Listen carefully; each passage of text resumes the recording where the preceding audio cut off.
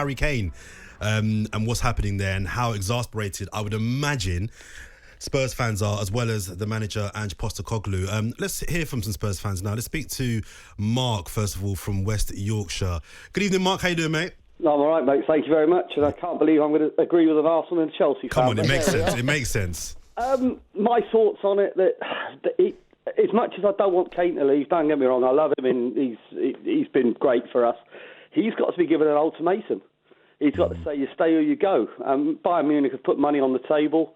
Postecoglou has no chance at all if this kid carries on. We've been here before with Teddy, and obviously when Berbatov left and when Robbie Keane left, certainly the Berbatov and Sheringham ones were really last minute. And if Harry's not going to stay, then you've got to get Richarlison, you've got to get Kulusevski, you've got to get Sonny playing together. We can't keep hanging around hoping that maybe he's going to stay. He has to be given an ultimatum. Kane does as well. You stay or you go. And I absolutely, as much as I don't agree with anything Daniel Levy does, he has now got to say to me, either stay or you go. Unless we haven't got a chance. Postecoglou has absolutely no chance of starting the season well. But just thinking about it now, I mean, I agree. I think a dilemma needs to be put in place now.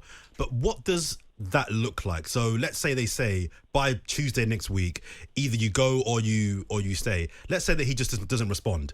How do Spurs then make a decision on his behalf? How do they take control of this and say, because they can't make him go to another club? Do you know what I mean? So what does that look like? Well, the thing is, he if you listen to the papers, he wants to go to Bayern Munich. So Bayern Munich have said, right, we'll pay, 80 million quid? Go. Accept the offer and go. And give the club, give Postecoglou, give the team a chance without Harry. We've been there before without him. We've done okay when Sonny's stood up to the plate. But it will give us, 2 weeks in it now. That's all we've got till the beginning of the season. Mark, if that happens, if that happens, let's just say that Harry Kane ends up leaving and Bayern Munich ends up his destination. How does that impact on his legacy? How will he be viewed on the shelf side, for example? As long as he doesn't go to the Arsenal or Chelsea. Manchester United, how would that affect the legacy? His legacy's there. I think if he did a Sol Campbell, the worst thing is he could do a Sol Campbell next year and leave for nothing and go to the Arsenal. And then he would destroy it. I mean, the best thing for us is if he does, he does go to Bayern Munich or Paris Saint-Germain or wherever. If he goes to Man United, then fair, we know that he wants the record. But the thing is with Harry, he could still come back in 2 years and score the 50, 60 odd goals that he needs.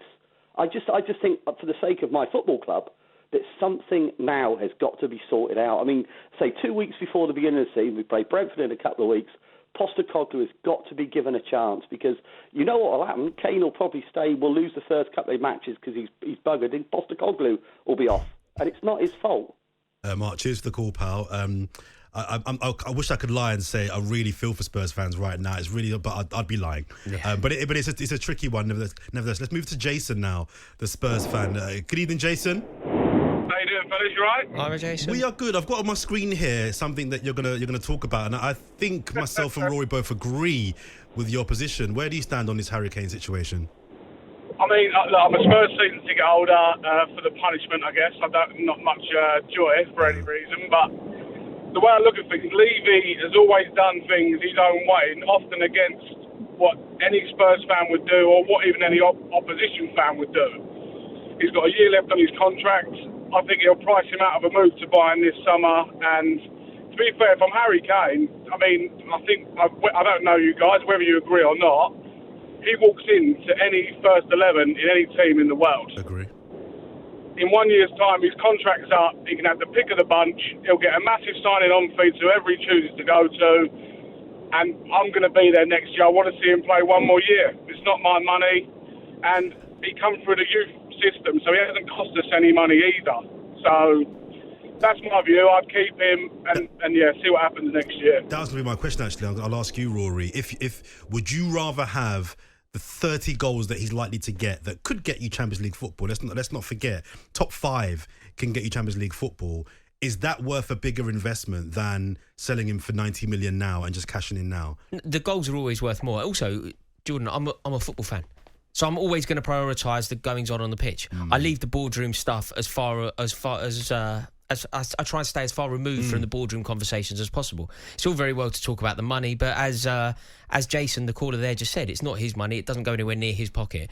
So I would always prioritise the team. And Harry Kane is an elite-level footballer who drastically improves the Tottenham team, who scores goals that they will not be able to find elsewhere. So I would choose that. But we have to view this through the prism of business a touch. We have a responsibility to do that. Because the people making the decisions will be viewing it through the lens of a business. And realistically, 30 goals isn't worth losing out on 90 million quid, we'll call it, for the people who prioritise the business rather than the football. But if it gets you Champions League football, you're going to get a lot more than the 90 million if you get Champions League football next season. There's too much jeopardy in that. There is. In the way that you phrase that question, there is far too much jeopardy. If we think about Tottenham realistically having the opportunity of getting in the Champions League even with Harry Kane, I would say that they have a better chance with Kane, but I still think it's unlikely. John, let's speak to you now. Good evening, mate. Hello. Good mate. evening. Good evening, man. Great to be on. And, great to have you. Show, by the way. Thank you very much. Thank you, John. Appreciate that. Yeah, on you Spurs. A Spurs-less Harry Kane. Sorry, Harry Kane-less Spurs even. Does that get European football next season? i.e. top 8? You know what everybody's got to do as Spurs fans is just forget his legacy, forget anything to do with Kane if he goes to Bayern Munich, because we are Tottenham. We are Tottenham Hotspur from the lane. And we just got to move on like we did with Berbatov and everybody else who's left us. We just got to move on. Is it not slightly different? Is it not slightly different in the fact that Harry Kane will be arguably your greatest ever player? I mean, it's arguable. I know that you've got your Hoddles and... So Premier why are we bothered about that if he moves on? Yeah, it's great to have had him, but we just got to move on. John, do you know why it might feel a bit different? Do you think that Tottenham Hotspur, you know, when you've spoken about them losing players in the past, you mentioned Berbatov, obviously we can talk about Modric, Teddy Sheringham a decade before that. It's happened to Tottenham in the past and Tottenham have recovered, you're correct. The thing is now with Kane, surely the way that Tottenham have played, they've nearly won a league, they've been in the Champions League final, that was supposed to reset Tottenham, wasn't it? You were supposed to not be a selling club anymore. You were supposed to be a club that were going to build around Harry Kane and make him the jewel in the crown of a team that were going to compete for top honours. So selling him almost ends the redefinition of Tottenham that came under Pochettino. No, I don't agree because he was the jewel in the crown and he is the jewel in the crown, but rewind a few years and what has Daniel Levy done to build a team around him? Yeah, great. He's built us a great stadium, wonderful, and it's amazing and everything, the infrastructure and the future looks amazing. But, you know, Kane's 30 next and, you know, the timing has just been a little bit off. And, yeah, in hindsight, Levy should have spent all that money, what he spent on the stadium, to building a great team around Harry Kane. We got to move on from this, everybody. Let Kane go. Let him win a few trophies. Let's get a decent striker in, half decent. I'd like someone, you know, a tall guy who's gonna knock balls down for Richarlison. Anything, it doesn't matter. But please, Tottenham Hotspur, if you are listening, it's time to move on. Get us 2 centre backs. Please get us 2 centre backs. I agree with that. And thank you, Harry. We all love you. We will love you whatever you do. But your legacy and whatever you are in the future with whatever club is nothing to do with us anymore if you're moving on. But we will always love you, like we love Jimmy Greaves, Glenn Hoddle, Berbatov, anyone you care to mention. Do you understand, guys? John, cheers for the call. Cheers to the call, pal. Yeah, I mean, I do think it's a little bit unhealthy when a club is so wedded to one player. I think when one player becomes the significantly dominant figure at a club, that's never really healthy. I know what you mean. Do you know what I thought was quite interesting there from that call? There was a mention that, you know, Daniel Levy has contributed a lot to the team. He's contributed a lot to Tottenham, and he spoke about the stadium and whatever else. Do you know what I was thinking there from a Kane perspective? If you think about what Daniel Levy has done to Kane over the past, say, 3 managers, you look at the three main managers that Tottenham have had. You go, let's go Nuno Espirito Santo, Antonio Conte, Jose Mourinho. Three very good managers, all have their own qualities. I would say two of them are elite. But do you know what they are famed for? All three of them? Defensive football. Yeah. And at the time, Tottenham had some of the most excellent... Arguably, City aside, the best attack in the league. Exactly. Maybe Liverpool aside. And Daniel Levy, for one reason or another, has chosen to juxtapose this incredibly defensive-minded manager after defensive-minded manager after defensive-minded manager, while in the squad they have Heung-min Son, Harry Kane and Gareth Bale.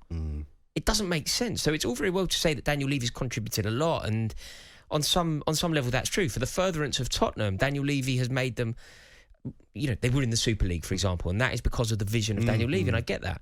But he has done that attack a massive mischief. He's picked managers who are far more focused and far more likely to prioritise Eric Dyer than they are Harry Kane.